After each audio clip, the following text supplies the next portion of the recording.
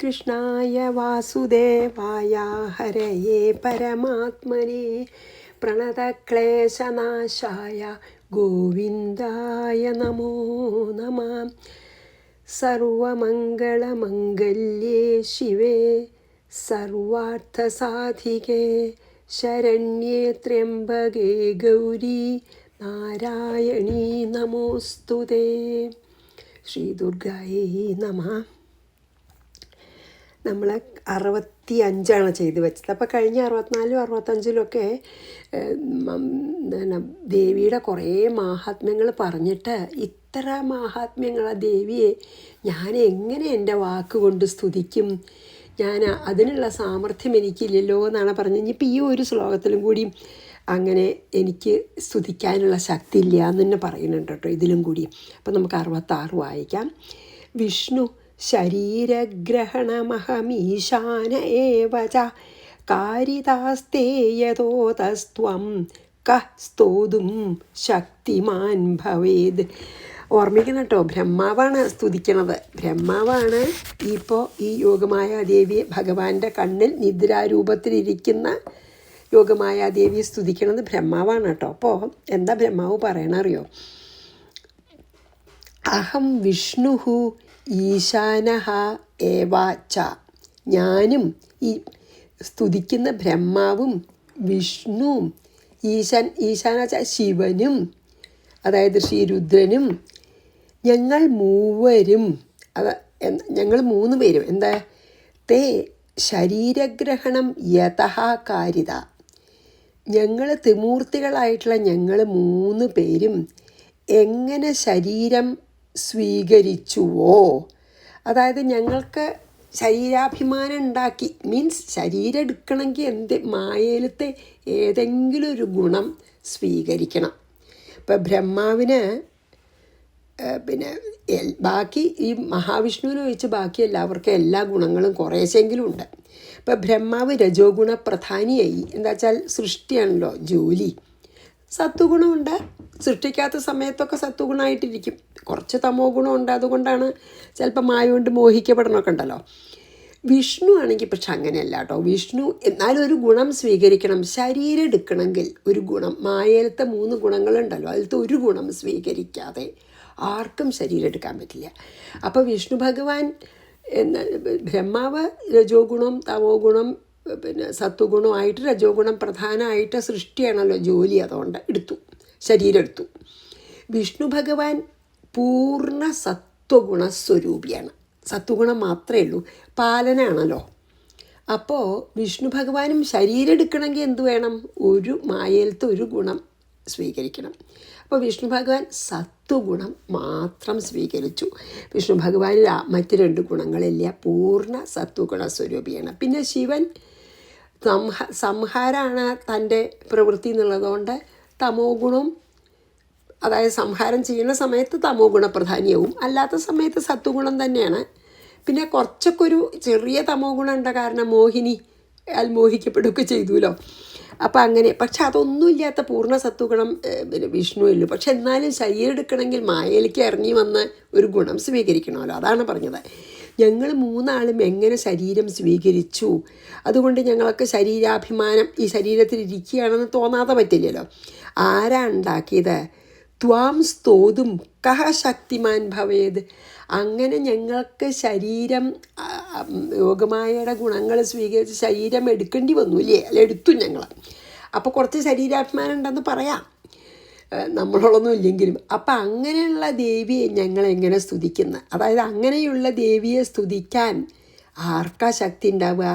ആരാണ് ശക്തിമാനായിട്ട് ഭവിക്കുക? അതാണ് പറയുന്നത്. ശരിക്ക് അവർക്ക് ദേഹാഭിമാനവും കർത്തൃത്വവും ഭോക്തൃത്വവും ഒന്നും ഇല്ല കേട്ടോ ഇവർക്ക്, ബ്രഹ്മാവിഷ്ണു മഹേശ്വരന്മാർക്ക്. എങ്കിലും ശരീരമാകുന്ന മായയിലത്തെ ഒരു ഉപാധി സ്വീകരിച്ചുല്ലോ അവർ. ഇവരുടെ കർമ്മം നിർവഹിക്കാൻ വേണ്ടിയിട്ട് ശരീരം എന്നുള്ളൊരു ലിമിറ്റേഷൻ അവർക്ക് എടുക്കേണ്ടി വന്നു. അതെടുക്കാൻ ഈ മായയുടെ ത്രിഗുണാത്മികമായിട്ടുള്ള മായയുടെ ഒരു ഗുണം സ്വീകരിക്കേണ്ടി വന്നു. അതുകൊണ്ടാണ് അങ്ങനെ പറഞ്ഞത്. അപ്പോൾ കൈൻഡ് ഓഫ് ഇൻഡയറക്റ്റായിട്ട് മായ ആശ്രയിക്കുന്ന പോലെ ആയില്ലോ. അപ്പോൾ കാരണം മായയിൽ ഇറങ്ങി വന്ന് ആ ഗുണം സ്വീകരിച്ച് ശരീരത്തിൻ്റെ ലിമിറ്റേഷൻസ് ഇരിക്കേണ്ടി വന്നു. അതുകൊണ്ട് കഷ്ടിച്ച് മായയെ ആശ്രയിക്കുന്ന പോലെ ആയില്ലോ. അതുകൊണ്ടാണ് ബ്രഹ്മാവ് അങ്ങനെ പറഞ്ഞത്. ഈ ശരീരം എടുക്കാൻ മായയെ ആശ്രയിച്ചിട്ട് അങ്ങനെയുള്ള എല്ലാ ത്രിമൂർത്തികൾക്കും അതീതയായിട്ടുള്ള ആ യോഗമായ ശക്തിയെ ഞാൻ എങ്ങനെ സ്തുതിക്കേണ്ടു, അല്ലെങ്കിൽ എനിക്ക് എങ്ങനെ സ്തുതിക്കാൻ അതിന് ശക്തി ഉണ്ടാവും എന്നാണ് ചോദിച്ചത്. അതായത് സ്തോതും ശക്തിമാൻ ഭവേത്, ആർക്കാണ് വേണ്ടത്ര സ്തുതിക്കാനുള്ള ശക്തി ഉണ്ടാവുക എന്ന്. അത്രയേ ഉള്ളൂ അതിൽ. വിഷ്ണു ശരീരഗ്രഹണമഹമീശാന ഏവച കാരിതാസ്തേ യഥോതസ്ത്വം കഃ സ്തോതും ശക്തിമാൻ ഭവേൽ. അതായത് അങ്ങനെ അവർക്ക് എന്താണ് ശരിക്കൊരു കർത്തൃത്വം ഭോക്തൃത്വം നമുക്കുള്ള പോലെ ഇല്ല കേട്ടോ. പക്ഷെ എന്നാലും ഞാനാണ് സൃഷ്ടിക്കണം, ഞാൻ ജഗത് സൃഷ്ടാവാണ്, ഞാനാണ് ജഗത് പരിപാലനം ചെയ്യണം എന്ന് വിഷ്ണുവും, ഞാനാണ് ജഗത് സൃഷ്ടാവെന്ന് ബ്രഹ്മാവും, ഞാനാണ് ജഗത്തിൻ്റെ സംഹർത്താവായിട്ടുള്ള രുദ്രന്ന് ശിവനും ഒക്കെ ആലോചിക്കുമല്ലോ കുറച്ചെങ്കിലും. അപ്പോൾ അല്ലെങ്കിൽ എൻ്റെ ഡ്യൂട്ടിയാണെന്നൊക്കെ വിചാരിക്കുമല്ലോ. അപ്പോൾ ആ നിലയ്ക്ക് മായയുടെ ഉള്ളിലാണെന്നർത്ഥം. അതുകൊണ്ടാണ് അങ്ങനെ പറഞ്ഞത്. അങ്ങനെയുള്ള ഞങ്ങൾക്ക് ഈ അഭിമാനത്തെ നൽകി ഞങ്ങളെ ഒരുമാതിരി ബന്ധിച്ച പോലെ ഈ ലിമിറ്റേഷൻസിൻ്റെ ഉള്ളിൽ ബന്ധിച്ചിരിക്കുന്ന ആ ഭവതിയെ അങ്ങയെ ദിന്തിരുവടിയെ വാഴ്ത്താൻ ആർക്കു കഴിയും? 67. സാ ത്വമിത്വം ഇത്തം പ്രഭാവൈഃ സ്വൈരുദാരൈർദേവി സംയുതാ മോഹയൈതൗ ദുരാദർശാവസുരൗ മധുകൈടഭൗ. 67. ഇനി എന്തിനാ സ്തുതിക്കണ പറയണ ബ്രഹ്മാവേ.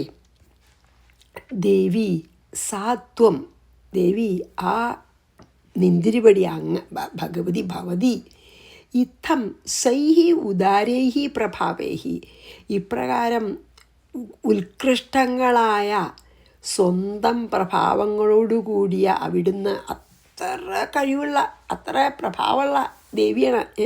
പറഞ്ഞൂല്ലോ, മഹത്വമൊക്കെ പറഞ്ഞൂല്ലോ. അപ്പോൾ ഇത്ര മഹാത്മ്യമുള്ള സ്വന്തം പ്രഭാവങ്ങളുള്ള സ്വന്തം കഴിവുകളുള്ള അവിടുന്ന്, അതാണ് ഇതാം സൈഹി ഉദാരൈ പ്രഭാവൈഹി, ഉദാരം ചവിടെ ഉത്കൃഷ്ടം കേമായിട്ടുള്ള പ്രഭാവങ്ങളാൽ അവിടുന്ന് ഏതൗ ദുരാദർശൗ മധുകൈടഭൗ അസുരൗ മോഹായ, ഈ അന്യർക്ക് ദുരാദർശന്മാരെ പറഞ്ഞു വെച്ചാൽ അന്യന്മാർക്ക് തോൽപ്പിക്കാൻ കഴിയാത്ത ഈ മധുകൈടഭന്മാരെ, ഇപ്പം എന്നെ വധിക്കാൻ വരുന്നുണ്ടല്ലോ, ബ്രഹ്മാവിനെ വധിക്കാൻ വരുന്നുണ്ടല്ലോ, ബ്രഹ്മാവല്ലേ സ്തുതിക്കണേ.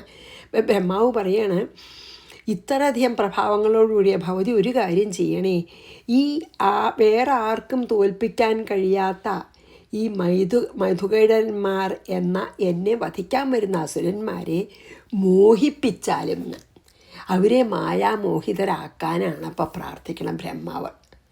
മായാമോഹിതരായാൽ ഓരോ അബദ്ധം ചെയ്യും.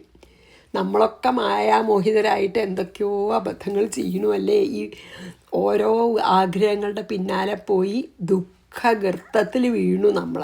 അതുപോലെ ഈ എന്നെ കൊല്ലാൻ വരുന്ന ഈ മധുകേടഭന്മാരെ, ഇത്രയൊക്കെ പ്രഭാവമുള്ള ദേവി എന്നെ ഒരു കാര്യം ചെയ്ത് രക്ഷിക്കണം. എന്താ ചെയ്യേണ്ടതെന്നാണ് പറയണ ദേവിയോട്. അതോ വേറെ ആർക്കും തോൽപ്പിക്കാൻ കഴിയാത്ത ദുരാദർശന്മാരായിട്ടുള്ള ഈ മധുകൈടഭന്മാരെ എന്ന അസുരന്മാരെ ഹേ ദേവി ഭവതിയുടെ ആ മായ കൊണ്ടൊന്ന് മോഹിപ്പിക്കണേ എന്ന് പറയണം. അതായത് ഇങ്ങനെയൊക്കെയുള്ള മഹാത്മ്യങ്ങളോടുകൂടിയ മേൽപ്പറഞ്ഞ പ്രഭാവങ്ങളോടുകൂടിയ ഹേ ദേവി ഇവരെ അവിവേകികളാക്കിയാലും, ഇവരുടെ വിവേകം സ്വതന്നാസുരന്മാർക്ക് വിവേകമില്ല, അപ്പം ഉള്ള വിവേകം കൂടി ഇല്ലാണ്ട് ഇവരെ പൂർണ്ണമായിട്ടുള്ള അവിവേകികളാക്കി തീർക്കണേ എന്ന് പറയണം.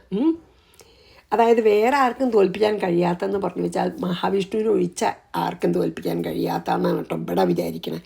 അതായത് ഭഗവതി ജഗന്മോഹിനിയല്ലേ, ജഗത്തിനെ മുഴുവൻ മോഹിപ്പിക്കുന്ന ആളാണ്.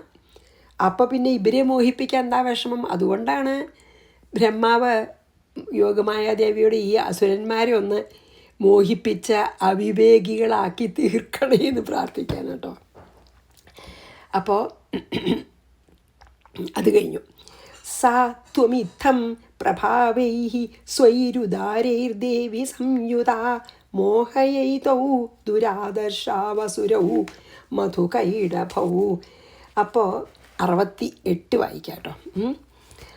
സുപ്രബോധം ജഗത്സ്വാമി നീയതാമച്യുതോ ലഘു ഭാവശ്ചക്രിയതാമസ്യ ഹന്തുമേതൗ മഹാസുരൗ. പിന്നെന്താ പറയണേ ദേവിയോട്? പിന്നെന്താ അറിയോ പറയണ ദേവിയോട്? പിന്നെ ബ്രഹ്മാവ് ഈ സ്തുതിയിൽ അവസാനം പിന്നെ ഇനി ഋഷിരുവാചയാണ് കേട്ടോ അടുത്ത ശ്ലോകം. അപ്പോൾ 68 എന്താ പറയണ വെച്ചാൽ ജഗത് സ്വാമി അച്യുത ജഗത് സ്വാമി എന്താ? ഈ ജഗത്തിൻ്റെ മുഴുവൻ സ്വാമി ജഗന്നാഥനായ വിഷ്ണു ഭഗവാൻ. അച്യുതൻ പറഞ്ഞാൽ ച്യുതിയില്ലാത്തവൻ, വീഴ്ചയില്ലാത്തവൻ എന്നൊക്കെയാണ് വാക്കിൻ്റെ അർത്ഥം. പക്ഷേ അച്യുതൻ എന്ന് പറഞ്ഞാൽ ഇവിടെ വിഷ്ണു ഭഗവാൻ ഒരിക്കലും വീഴ്ചയില്ലാത്തവനാണല്ലോ. അപ്പോൾ ജഗന്നാഥനായിട്ടുള്ള വിഷ്ണു ഭഗവാൻ അതാണ് ജഗത്സ്വാമി അച്യുത. സുപ്രബോധം ലഘുനീയതാം, വേഗം ഉണർത്തപ്പെടുകയും. ഇപ്പോൾ ഉറങ്ങുകയാണല്ലോ, സുപ്രബോധം ബോധം വരുത്തുക മീൻസ് ഉണരാന്ന് അർത്ഥമുള്ളൂ. ഇവിടെ വേഗം ഉണർത്തപ്പെടുകയും വേണം, അല്ലെങ്കിൽ എളുപ്പത്തിൽ വേഗം പോയി. പിന്നെ എന്താ പറയണേ?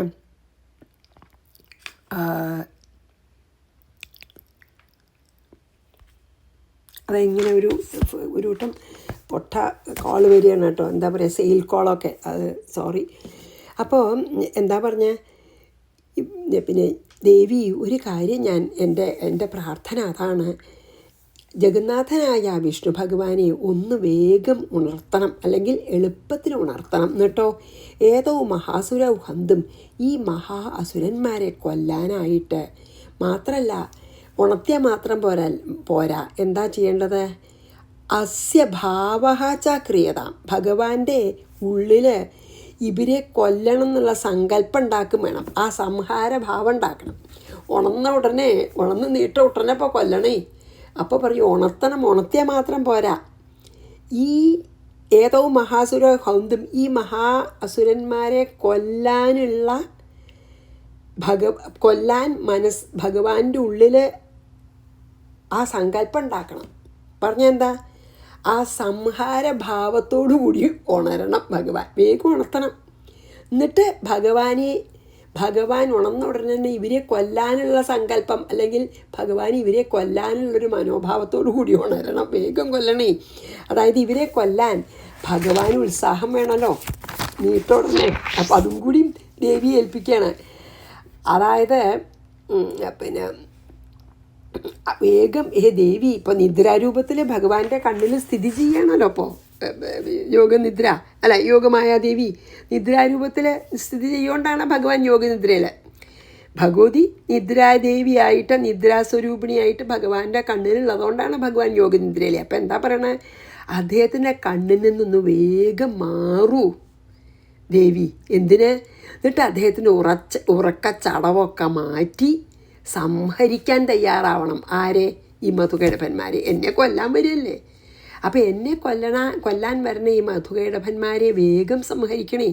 അതുകൊണ്ട് ദയവതിച്ച് ദേവി നിദ്രാസ്വരൂപിണിയായിട്ട് ഇപ്പോൾ ഭഗവാന്റെ കണ്ണിലിങ്ങനെ വസിക്കല്ലേ, അവിടുന്ന് വേഗം ഒന്ന് മാറണേ. എന്നിട്ട് ഭഗവാന്റെ ഉറക്കച്ചടവൊക്കെ മാറ്റി സംഹരിക്കാൻ തയ്യാറാക്കണം ഭഗവാനെ. ശരിക്കും മധുകൈടഭവധം മഹാവിഷ്ണുവാണ് കേട്ടോ ചെയ്യണത്. എങ്കിലും ദേവി ചെയ്യുന്ന പോലെയാണ്. കാരണം ദേവിയാണല്ലോ ഉണർത്തിയിട്ട് പിന്നെന്താണ് ഈ സംഹാരഭാവം ഭഗവാൻ ഉണ്ടാക്കണത്. അതുകൊണ്ട് ദേവി വധിക്കണ പോലെയാണ് ദേവി മഹാത്മ്യത്തിൽ പറയണത്. ശരിക്ക് മഹാവിഷ്ണുവിൻ്റെ കൈകൊണ്ട് തന്നെയാണ് വധം നടക്കണത് കേട്ടോ. പക്ഷേ ഈ ഭഗവാനെ നിദ്രയെന്ന് ഉണർത്തി സംഹാരഭാവം നൽകി കൊല്ലിക്കുന്നതിന് നിമിത്തമാവുണ്ട് ദേവി. അതുകൊണ്ട് ദേവി തന്നെയാണ് മധുകൈടഭവത്തിന് ഉത്തരവാദി എന്ന് നമുക്ക് വേണമെങ്കിൽ പറയാം. ശരിക്ക് ഭഗവാന്റെ കൈയാണാണ് മരിക്കണമെങ്കിൽ പോലും ദേവി നിമിത്തം എന്ന് പറയാലോ. ശരി. അപ്പോൾ കാരണം ദേവി അവിടുന്ന് കണ്ണിന്ന് മാറി ഭഗവാന് സംഹാരഭാവം നൽകി പിന്നെ മധുകൈടഭന്മാരെ വധിക്കാനുള്ളൊരു നിമിത്തമായി തീരുന്നുണ്ട്. അതുകൊണ്ട് അങ്ങനെ പറയാമെന്ന് നമുക്ക് വേണമെങ്കിൽ ദേവി വിഷ്ണുവിനെയാണ് വധിക്കാൻ കാരണം എന്ന് പറയാം. ഈവൻതോ വധിക്കപ്പെടുന്നത് ഭഗവാന്റെ കൈ കൊണ്ടാണെങ്കിൽ അത് നമുക്ക് കാണാം ഇനി വരുന്ന കഥയിൽ. അപ്പോൾ അത് പറഞ്ഞിട്ടാണ് അപ്പോൾ ഈ സ്തുതി നിർത്തണത് ബ്രഹ്മാവ്. വേഗം ഭഗവാനെ ഉണർത്തു, എന്നിട്ട് ഭഗവാനിൽ സംഹാരഭാവം നിറയ്ക്കൂ, ഉറക്കച്ചടവൊക്കെ വേഗം മാറ്റി എന്നെ കൊല്ലാൻ വരുന്ന മധുകൈടഭന്മാരെ കൊല്ലാനുള്ള ആ സംഹാരഭാവം ഭഗവാനിലേക്ക് ഉണർത്തു എന്ന് പറഞ്ഞിട്ടാണ് സ്തുതി കഴിയണത് കേട്ടോ. അപ്പോൾ ഞാൻ അത് വായിച്ചിട്ട് പിന്നെ ഋഷിരുവാചയാണ്, അതായത് സുമേധസ് മഹർഷി പറയണതാണ്. സുപ്രബോധം ജഗൽ സ്വാമി നീയതാമച്യുതോ ലഘു വേഗം ഉണർത്തണമെന്ന് പറയുന്നുണ്ട്. ഭാവശ്ച ക്രിയതാമസ്യ, ക്രിയാഭാവം ചാൽ ഈ സംഹാരഭാവം. ഹന്തുമേതൗ മഹാസുരൗ. ഇനി 69ഉം 70ഉം ഒന്നിച്ചാണ് ചെയ്തിരിക്കുന്നത്, നമുക്കൊന്നിച്ച് ചെയ്യാം. ഋഷിരുവാച ഏവം സ്തുതാ തദാ ദേവി താമസീ തത്ര വേധസാ വിഷ്ണോഃ പ്രബോധനാർത്ഥായ നിഹന്തും മധുകൈടഭൗ നേത്രസ്യ നാസികാ ബാഹു ഹൃദയേഭ്യസ്തഥോരസ നിർഗമ്യ ദർശനീ തസ്ഥൗ ബ്രഹ്മണോ വ്യക്തജന്മനഃ. ഇനി എന്താ വെച്ചാൽ 69ഉം 70ഉം. തഥാ അപ്പോൾ, തത്ര വേധസ ഏവം സ്തുത, ഈ വിഷ്ണുവിൻ്റെ പൊക്കിളിലുള്ള ആ നാഭിയിലുള്ള കമലത്തിലിരിക്കുന്ന ബ്രഹ്മാവിനാൽ ഇപ്രകാരം ഏവം സ്തുത, ഇപ്രകാരം സ്തുതിക്കപ്പെട്ടവളായ താമസീ സാ ദേവി. ഇപ്പോൾ താമസ സ്വരൂപിണിയായിട്ടുള്ള ദേവിയാണ്, മഹാകാളിയായിട്ടല്ലേ വരാൻ പോണം. അപ്പോൾ താമസിയായ ആ ദേവി മധുകൈടഭൗ നിഹന്തും, തമോ ഗുണപ്രധാനിയായിട്ടുള്ള ദേവി മധുകൈടഭൗ നിഹന്തും, മധുകൈടഭന്മാരെ വധിക്കാൻ വേണ്ടി വിഷ്ണോഹ പ്രബോധനാർത്ഥായ, മഹാവിഷ്ണുവിനെ ഉണർത്തുവാൻ, പ്രബോധനാർത്ഥായ പറഞ്ഞാൽ ബോധം വരുത്താൻ വെച്ചാൽ ഉണർത്താൻ. നേത്രാസ്യ നാസിക ബാഹു ഹൃദയേഭ്യ, ഭഗവാന്റെ കണ്ണ്, മൂക്ക്,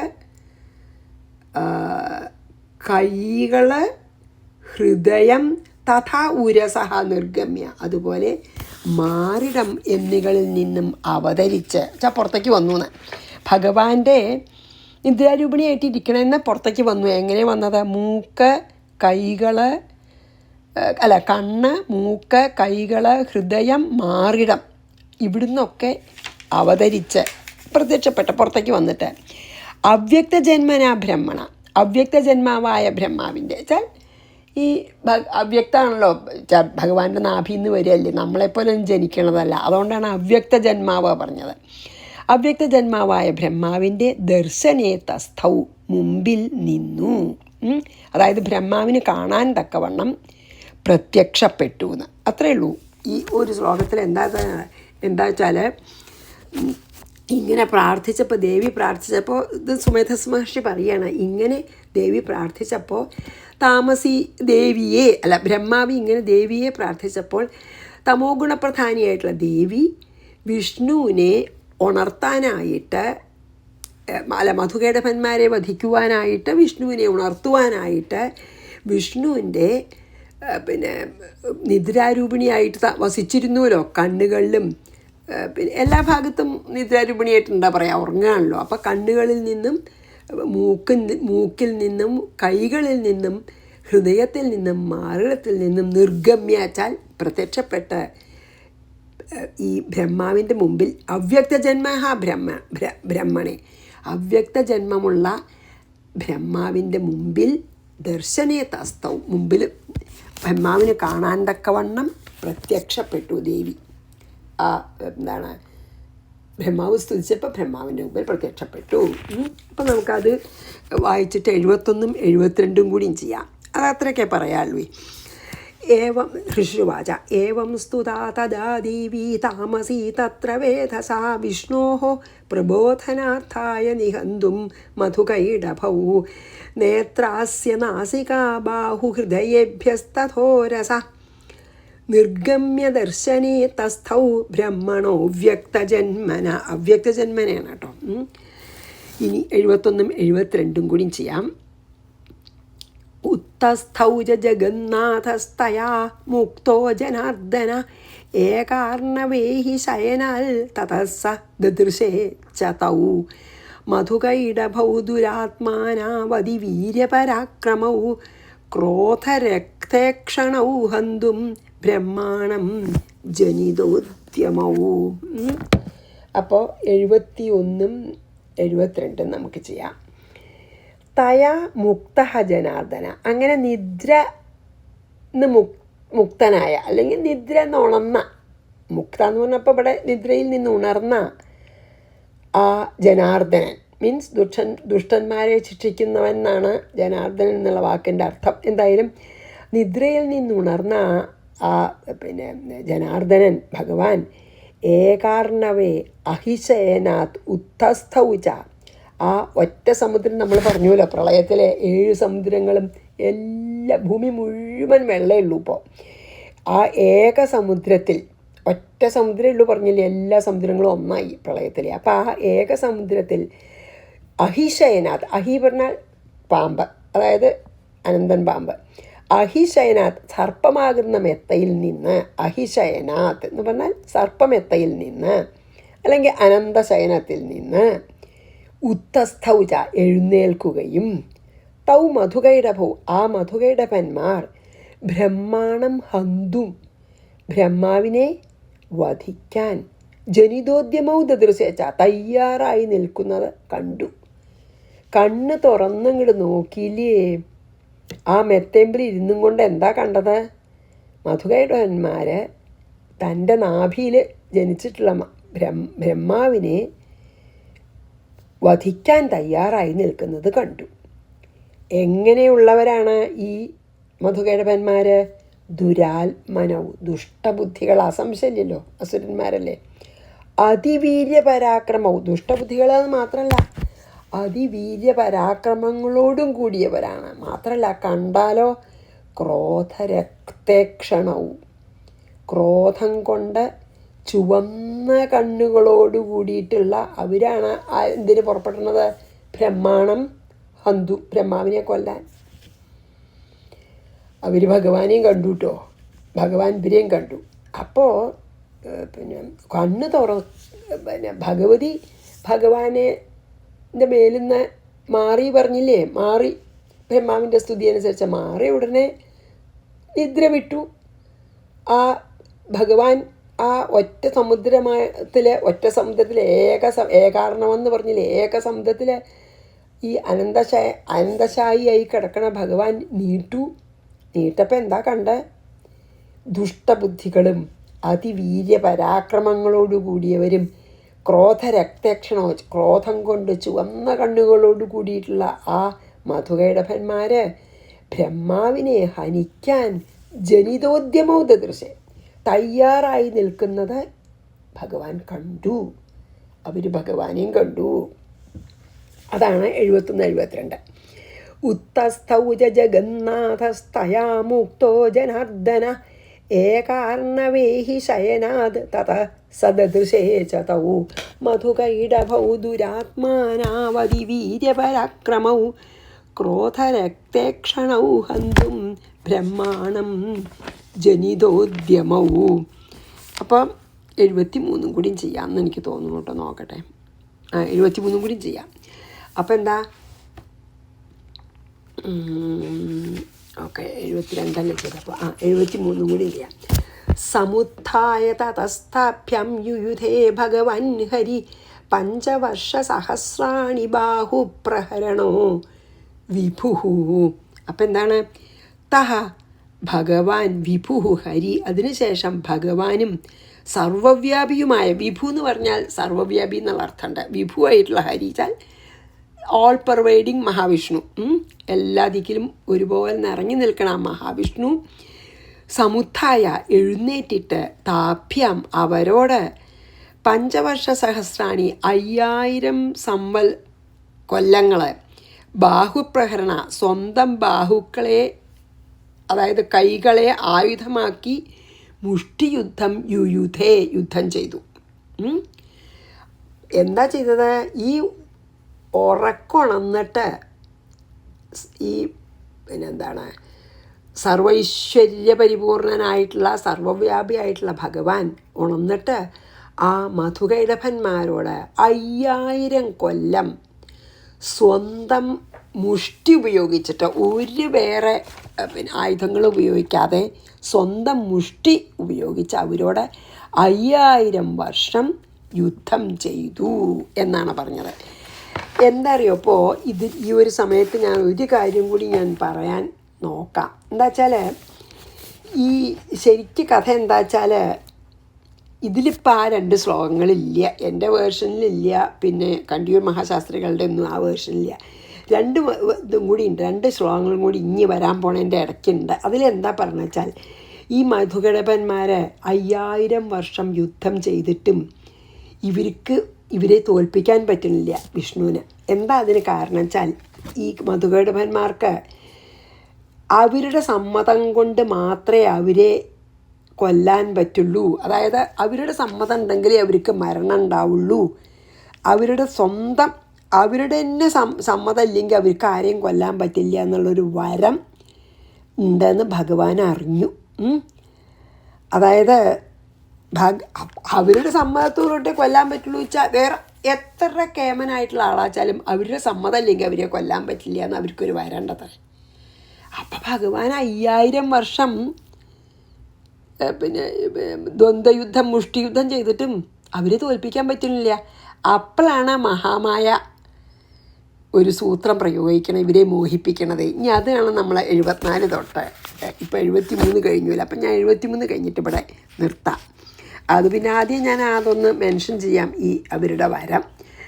സമുത്ഥായ തതസ്ഥാഭ്യം യുയുധേ ഭഗവൻ ഹരി 5 വർഷസഹസ്രാണി 5000 വർഷം ബാഹുപ്രഹര 5000 5 അപ്പം 5000 വർഷം ബാഹുപ്രഹരണോ വിഭൂ കൈകൊണ്ട് മുഷ്ടിയുദ്ധം ചെയ്തു. എന്നിട്ടും അവരെ തോൽപ്പിക്കാൻ പറ്റിയില്ല.